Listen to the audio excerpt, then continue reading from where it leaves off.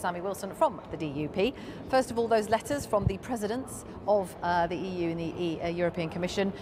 Are you reassured at all about their suggestion, and they're reiterating that the backstop solution, they don't want it, and if it ever came into force it would be temporary? Well, you know, I think that anyone who has looked at the history of these negotiations would see how transparently dishonest that response from the EU is.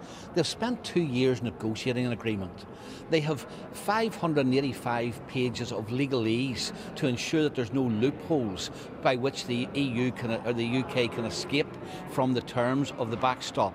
And they then said that this has to be the basis of any future relationship with the EU, and if that future relationship does not suit the EU, then they will not release the UK from the backstop. Now, you know, all of that, I think, shows that the words of Donald Tusk in this letter are totally meaningless, and anybody who would take them as a guarantee or as an assurance would really be very foolish. What about this idea that Parliament could say it would agree Theresa May's deal, but on the proviso that the backstop solution would expire on the 31st of December 2021? This is an amendment that's gone down. It's put down by a Conservative. Is that something the DUP would consider? Well, you know, again, you've got to consider the nature of this agreement. This agreement will be between the EU and the UK.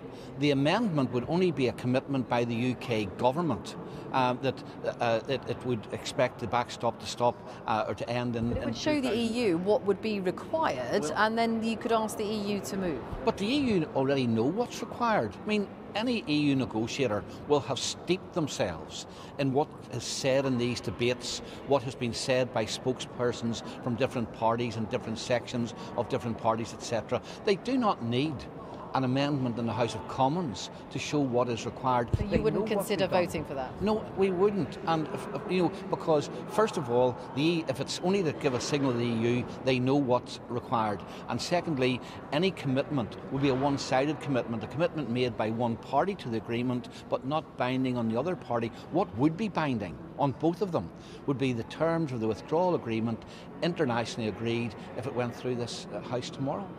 And just finally, on a no confidence vote, if it comes, Jeremy Corbyn says it will come soon if Theresa May's deal is voted down. What is your thinking about that? Are you prepared to try and trigger a general election? I mean, we have made it quite clear we don't want to change the Prime Minister, we don't want to change the government, we want to change the policy which is being pursued by the government at present to make sure that it coincides with the views of the people of the United Kingdom in the referendum. So if this agreement is turned down tomorrow, we will have no reason not to have confidence in the government. We will want then to see the government going back to Europe and negotiating with a bit of beef in their negotiations to ensure that we get the right deal for the United Kingdom, and that's what we'll be pushing the Prime Minister to do. Okay. Sammy Wilson.